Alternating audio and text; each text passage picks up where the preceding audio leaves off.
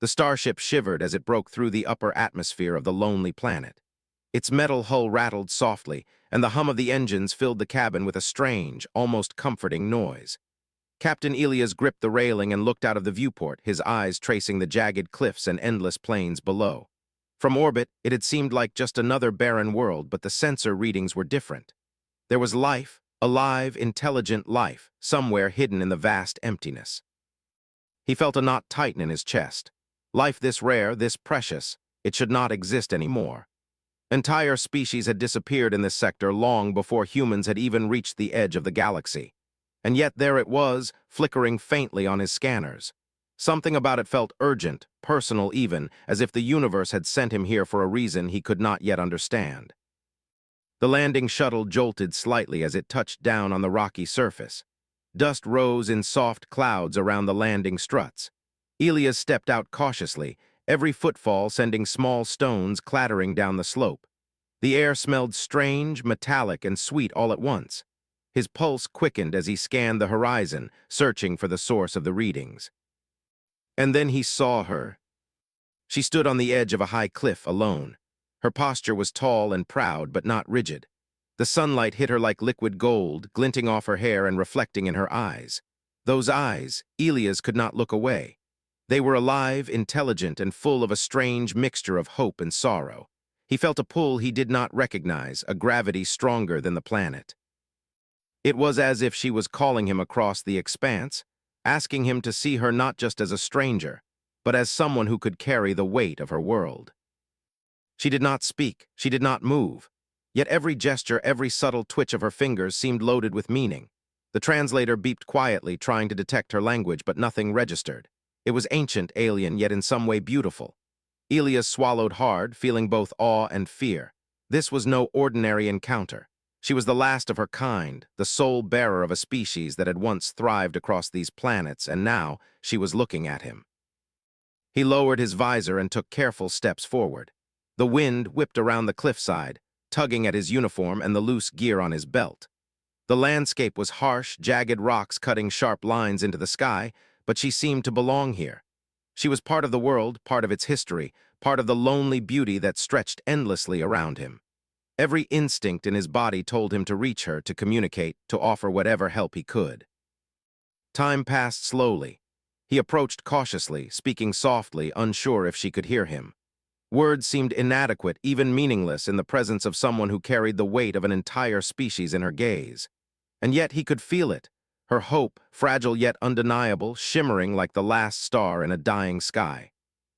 Finally she moved, a single step forward, tentative yet deliberate. She raised her hands slightly, pointing toward him with a motion that was both an invitation and a test. Elias hesitated, heart hammering, then nodded to himself. He was no diplomat, no hero of legend. He was just a human, fragile and small in the face of eternity, and yet somehow that was exactly what she needed. As he stepped closer, the wind carrying the scent of the strange planet and the weight of countless generations, he realized the truth. This encounter was no accident. She was the last fertile woman of her kind, and somehow in that moment she had chosen to look at him. That look carried a promise, a question, a future. And Elias knew, with a certainty that chilled and thrilled him at once, that nothing would ever be the same again. He was standing at the edge of history, staring into eyes that held the survival of an entire species. The moment stretched, infinite, fragile, and beautiful. And then she spoke, a sound that was soft, musical, and trembling with centuries of loneliness. Elias barely understood the words, but he understood the meaning. The first words she spoke were soft, almost a whisper carried by the wind. Elias strained to hear them, leaning slightly forward. The translator tried to make sense of the ancient language, and slowly, fragmented phrases emerged. She spoke of survival, of loss, of a time when her people had walked freely among the stars.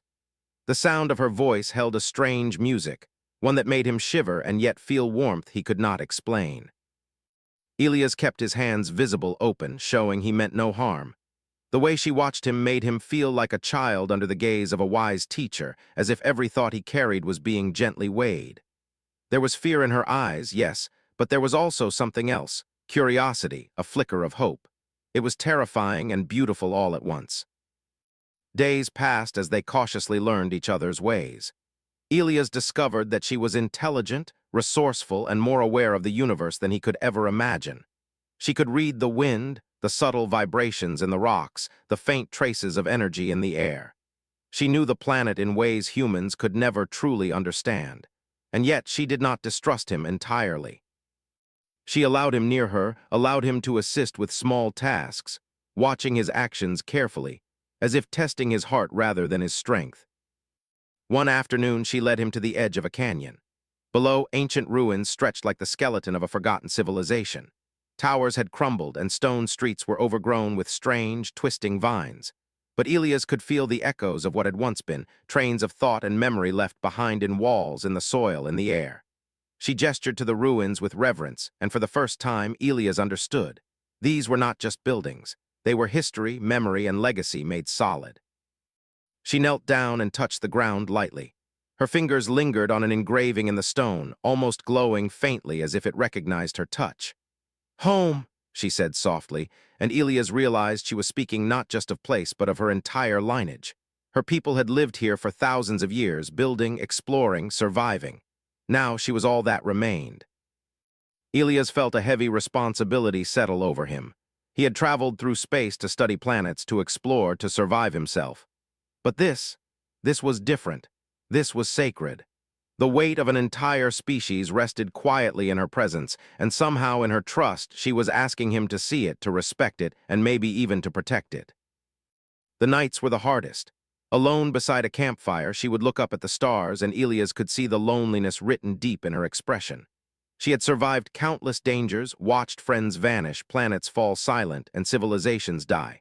And now she was standing here facing a human for the first time, not as a threat, not as an enemy, but with cautious hope. Elias did not know what to say. Words felt clumsy next to the weight of her gaze. Instead, he stayed silent, sharing warmth from the fire and letting his presence speak. Sometimes she would smile faintly, just a small twitch of her lips, as though remembering a distant time when her world had been full of life. Those moments were fragile, but they were enough to make him understand why she had chosen to reveal herself. He could feel the intelligence and wisdom in her, the strength and resilience that had carried her through centuries of solitude. She was not just a survivor, she was a living memory of her people, and she had trusted him enough to share it. By the end of the week, the bond between them had grown. It was subtle, quiet, almost invisible to the casual observer, but it was real. She began guiding him through the ruins, showing him the hidden ways of her planet, teaching him how to move without disturbing the fragile balance of life that remained. And Elias, in turn, began to feel something he had never experienced before, a sense of purpose beyond exploration, beyond duty. He felt the responsibility of connection, of history, and of survival pressing gently yet insistently against his chest. In her golden eyes, he saw the reflection of something he had never dared imagine, hope. And in that hope, he realized that he was no longer just a visitor. He was part of her story now, part of the fragile thread of survival that stretched across the centuries. For the first time, he understood that this was more than chance. This meeting, this moment, was destiny. The wind had grown sharper, carrying the scent of rocks and distant rain as Elias followed her through the ruins. She moved with confidence, each step precise, as though she had memorized every crack in the stone, every hollow in the ground. Elias stumbled occasionally, unsteady on the uneven paths, but she never chastised him. Instead, she watched silently, her golden eyes glinting with a mixture of challenge and curiosity. She led him to a hidden structure, half buried under vines and rubble. The entrance was low, almost invisible to the untrained eye. Inside, the air smelled faintly of earth and old metal. The walls were etched with symbols that pulsed faintly in the dim light, glowing in patterns that seemed alive. Elias touched them carefully, feeling a subtle vibration, a heartbeat almost, as if the place itself was watching him. "This," she said softly, gesturing to the chamber, "is the memory of my people. Every decision, every lesson, every triumph and failure is here. Only those who understand the weight of life can walk these halls safely." Her voice trembled slightly, carrying pride and fear together. Elias nodded, realizing that this was not just a test of skill, but a test of character, of intent. She wanted to know if he could be trusted, not with her, but with her entire legacy. The first challenge came without warning. A section of the floor shifted under his foot, and he barely caught himself on the edge of a carved stone panel. She observed silently, then guided him to step carefully on certain stones, teaching him to feel the rhythm, the flow of the chamber. Each step was deliberate, each choice measured. One wrong move could collapse part of the floor or trigger some unknown mechanism. Elia's heart pounded with fear, but he forced himself to focus. Every instinct, every memory of training and survival he brought forward. Hours passed. Sweat dripped down his temples, muscles ached, but the challenge was not purely physical. It demanded thought, attention, and intuition. He began to notice patterns in the glowing symbols, subtle hints in the vibrations of the floor. She rarely spoke, only offering occasional gestures, sometimes a nod, sometimes a barely perceptible shift of her hand. Elias felt the weight of her gaze with every step, knowing that she was measuring more than his ability to navigate the chamber. She was measuring his heart, his patience, his understanding of responsibility. At one point, they came to a large pit, its depth impossible to gauge. The only way across was a narrow bridge, old and brittle, stretching into shadows. Elias hesitated. Fear clawed at him, but he saw her standing calmly, her eyes steady, waiting. Taking a deep breath, he trusted her guidance, stepping carefully, testing each plank before shifting his weight. The bridge groaned, threatening to collapse, yet he reached the other side safely. When he looked back, she smiled faintly, pride flickering across her features.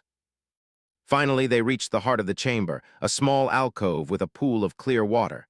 The surface reflected their faces, and Elias could see exhaustion, determination, and something unspoken between them. She knelt beside the pool, dipping her fingers into the water and letting it ripple. "You have the patience, the focus, and the respect," she said quietly. "These are not simple tests. They are how we survive, how my people survived." Elias realized in that moment that this was more than a test of skill. It was a test of alignment, of purpose. She needed to know that anyone who entered her world would honor it, not take it lightly. And somehow, through silent observation and careful guidance, he had passed. She reached out, touching his arm lightly. The contact was simple, but it carried centuries of trust, of hope, of fragile life clinging to survival. Elias felt a surge of emotion he had never known, humility, awe, and an unexpected pride. He had earned a measure of her trust, and that trust was not given lightly. Outside, the wind had calmed, and the ruins seemed less threatening, almost alive with possibility. Elias and she stepped back into the sunlight together, both changed. He was no longer just a visitor on this ancient world. He had become part of its living memory, part of its fragile future. And she, for the first time in centuries, seemed certain that perhaps she could survive, not alone, but with him by her side. The sun hung low over the jagged horizon, casting long shadows across the ruins. Elias walked beside her, careful not to step on the delicate plants that had begun reclaiming the cracked stones. Silence stretched between them, comfortable now, as if words were unnecessary to share the weight of their experiences. The test of the chamber had changed something between them, a quiet understanding, a fragile trust that neither had fully spoken but both deeply felt. She led him to a plateau overlooking the valley below. From there, Elias could see the remnants of her civilization, shattered towers, crumbling streets, and vast gardens now overgrown with wild vines. She knelt by the edge, her fingers brushing over the roots that clung to stone. Elias hesitated, unsure if he should speak, but she looked at him and smiled faintly. That smile was different from the cautious flickers before. It was softer, more open, as though she was inviting him into her world, not just as a visitor, but as someone she trusted. "You see this?" she said in broken but clear words. "Everything was alive once. My people we built, we learned, we loved, and now I am the last to remember it all." Her voice trembled, not with fear, but with sorrow. Elias felt a sharp ache in his chest. The loneliness in her words was profound, the kind of isolation that no human had ever endured. And yet in her presence he felt something stirring, a hope fragile but persistent. He reached out, placing a hand gently over hers. She flinched at first, then relaxed, letting the warmth of his touch ground her. For hours they explored the ruins together, her showing him the places of significance, him listening, learning, asking questions carefully. She spoke of traditions long lost, of ceremonies meant to honor life, of the songs her ancestors had sung beneath the twin moons of her world. Elias absorbed every word, not just as knowledge, but as a connection to a lineage that might disappear forever if he failed to understand. At night they sat beneath the stars. She traced constellations with her finger, murmuring their names in her ancient tongue. Elias listened, trying to match sounds to meaning, but he found himself more focused on her, the way her eyes reflected the stars, the way her voice softened when she spoke of hope. For the first time, he realized that survival was more than physical endurance. It was trust, companionship, and the courage to face loneliness with someone beside you. Days blurred together as they shared small victories, fixing a broken solar array, deciphering a crumbling data tablet, restoring a garden that had lain dormant for decades. With each success, their bond grew. He began to feel the pull of responsibility, not just for her safety, but for her world, for the memory of her people. And she, in turn, began to let him into her life, showing him hidden paths and secret spaces she had guarded for centuries. One evening, she showed him a small spring tucked behind a rock formation. The water was clear, pure, and cold. She knelt, letting her hands cup the liquid. "Life will continue here," she whispered, "if we honor it, if we protect it together." Elias felt the weight of those words press into his heart. The survival of an entire species, the hope of centuries, was now tied to him, not by choice alone, but by the bond they had formed. He looked at her then, and for the first time he truly saw her, not just as a survivor, not just as the last of her kind, but as someone brave, wise, and unbroken. She was fragile, yes, but also strong beyond imagination, and she trusted him. As the twin moons rose, casting silver light across the valley, Elias made a silent promise. He would not fail her. He would honor this trust, this bond, and protect the hope she carried with her golden eyes. She turned to him, her expression unreadable for a moment, then nodded. That small gesture said more than words ever could. They were partners now, united by purpose, by respect, and by something deeper, something that would shape the destiny of her world. In that quiet, moonlit night, Elias realized that he was no longer just a visitor. He was part of her story, and together they had begun to write a new chapter, one of hope, trust, and the fragile, beautiful possibility of survival. The peaceful rhythm of their days was shattered one morning when a distant rumble echoed across the valley. Elias stiffened, scanning the horizon through his binoculars. Dust clouds were rising near the ancient city ruins, too organized to be natural, too large to be wild animals. He felt a familiar, chilling sense of danger settle in his chest. They weren't alone. She had sensed it before him. Her eyes narrowed, golden light flashing like molten metal. She moved with sudden grace, her body tense, ready to act. "They are coming," she said, her voice calm but urgent. Elias felt a mix of fear and determination. Whoever these intruders were, they had no respect for her world, no knowledge of its fragility. They were scavengers, drawn by rumors of forgotten technology and hidden knowledge, and they would destroy anything to claim it. They ran toward the inner ruins, her leading the way through secret paths Elias had not noticed before. The attackers were fast, moving with machines that roared across the cracked streets. Elias ducked behind a collapsed pillar as debris rattled the stones around him. He had trained for combat, yes, but never for something like this. Protecting the last hope of an entire species, racing against time and danger with no room for error. She fought alongside him, her movements fluid and precise. Elias marveled at her instincts, the way she anticipated threats, the way she used her surroundings as weapons. Rocks became shields, vines became snares. She was not just surviving, she was protecting her legacy, every action driven by centuries of knowledge passed down through memory and instinct. Elias felt a surge of admiration, tempered with fear. She was incredible, but even incredible could fall if he faltered. The battle intensified near the central plaza of the ruins. Machines clanged and sparks flew as Elias and she used the environment to their advantage. He realized quickly that brute force alone would not save them. They had to be clever, coordinated, and patient, and somehow in the chaos they moved together seamlessly, like two halves of a single mind. He had never felt such unity before, and it terrified him because failure would mean the end. At one point, a large scavenger unit broke through a barricade, heading straight for her. Elias shouted a warning, but she reacted faster than he could blink, leaping aside and drawing the attacker off with a precise, calculated maneuver. He intervened, using the environment to disable the machine, and together they managed to drive the scavengers back, forcing them to retreat into the dust and shadows. When silence finally fell, the ruins were embattered, but they had survived. Elias' chest heaved and sweat ran down his face, but he felt something else rising inside him, a sense of pride and awe. She looked at him, her golden eyes bright with relief and respect.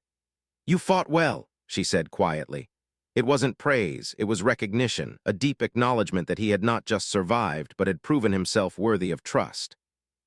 They spent the night repairing what they could, tending minor injuries, and ensuring that the ruins remained hidden from further attack. Around the campfire, they spoke little, exhaustion and adrenaline leaving them almost speechless. Yet in the quiet moments, Elias realized something powerful. He no longer felt like a mere human wandering an alien world. He felt like a partner, a protector, someone entwined in a legacy much larger than himself. By dawn, the danger had passed, but the experience had left its mark. He looked at her then, and in the calm of morning, he could see the weight she carried, the fear of being the last, the constant vigilance, and the hope that someone, finally, might help her shoulder it. He understood now what it meant to be chosen, to be trusted, to be a part of something sacred. She placed her hand on his arm, a gesture of silent gratitude and connection. Elias met her gaze, and for the first time he felt the enormity of what they were doing. They were not just surviving, they were protecting history, protecting hope, and protecting the future of a species that could vanish if they failed. And in that moment he made an unspoken vow. He would not let her down. The first light of dawn seeped through the cracks of the ruined tower, painting the world in pale gold. Elias sat beside her, their hands resting on the cool stone, still damp from last night's rain. The fight with the scavengers had left them bruised, exhausted, but alive. For a moment, the silence between them was not empty. It was heavy with unspoken words, with secrets waiting to be shared. She turned to him, her golden eyes reflecting both fear and resolve. "There is something you must know," she said softly. Her voice trembled, but not with weakness, only the weight of centuries. Elias leaned closer, sensing the gravity in her tone. He had faced danger with her, but this felt different. This was not about survival against enemies. This was about survival against time itself. "My people," she began, "we were never meant to vanish completely. Our legacy was built to endure, to continue through generations. But the last catastrophe, it took nearly everything. I am the only one left who can carry it forward." Her eyes glistened, and Elias realized that behind her calm strength was a loneliness that stretched across decades, perhaps centuries. She had been the last witness to her people, the final thread connecting past and future. He reached out instinctively, taking her hand in his. She did not pull away. Instead, she allowed the gesture, letting the warmth of his touch anchor her. "There is a way," she continued, "to preserve my lineage, to give life to what remains, but it requires more than knowledge, more than effort. It requires trust and partnership." Elias' heart pounded. He had always known this mission carried responsibility, but this revelation made the weight tangible. She wasn't asking for simple assistance. She was asking him to become part of the future of an entire species. The enormity of it pressed on his chest, yet beneath the fear was a spark of determination, an understanding that he would not turn away. She gestured to the chamber of memory beneath the ruins. "Here lies the knowledge of my people, encoded in ways that only those who understand can access. Their wisdom, their instincts, their essence, it all survives in this place.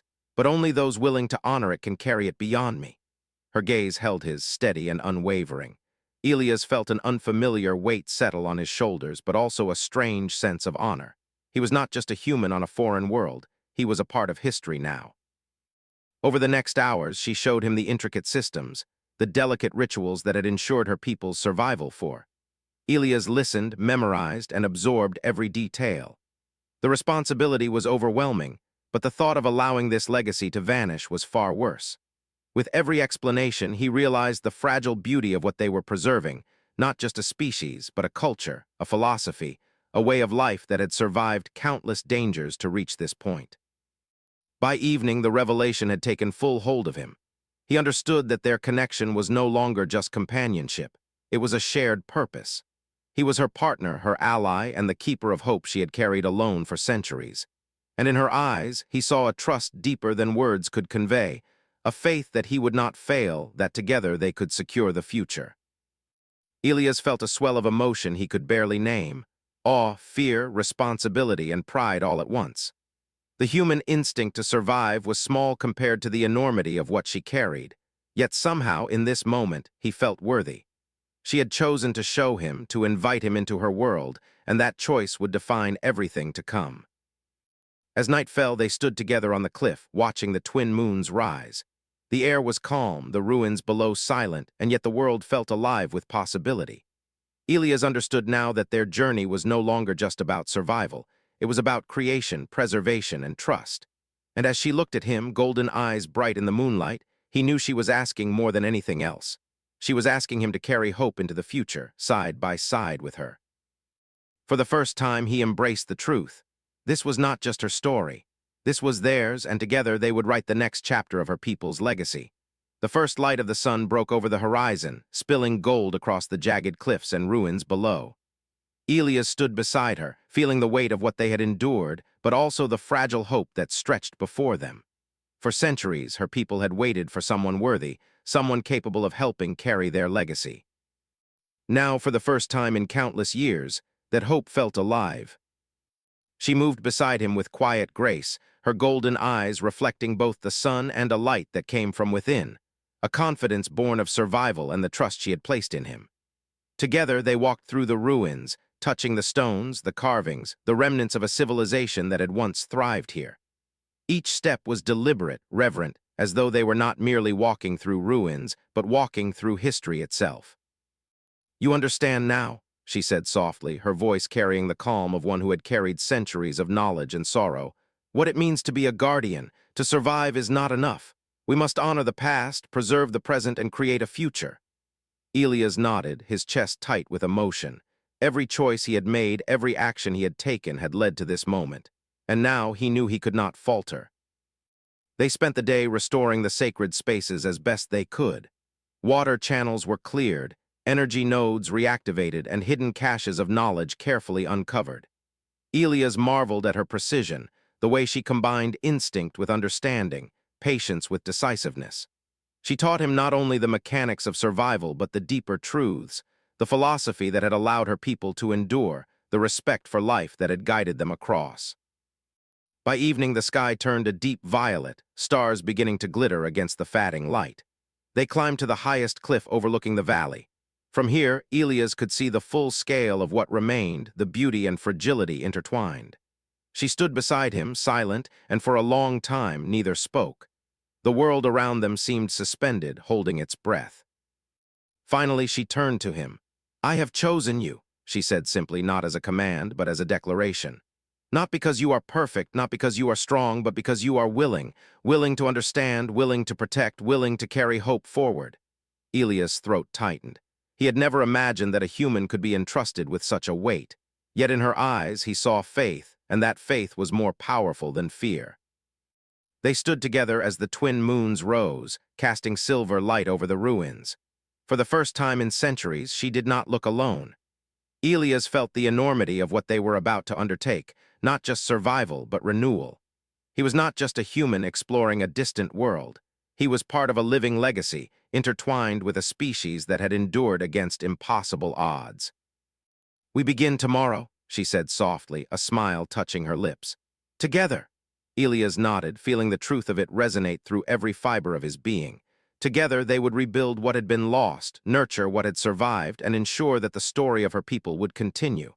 It was a daunting task, a responsibility heavier than any starship or mission he had faced, but it was also an honor beyond measure. As night fully fell, they remained side by side, silhouettes against the shimmering valley below.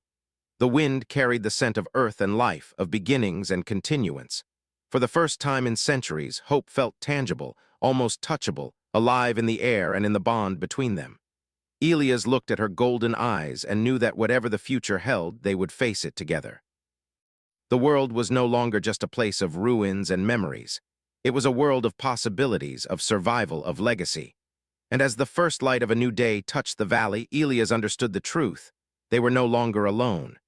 Humanity and the last hope of her people had found a path forward, side by side, resilient and unbroken. And in that moment, a new dawn truly began.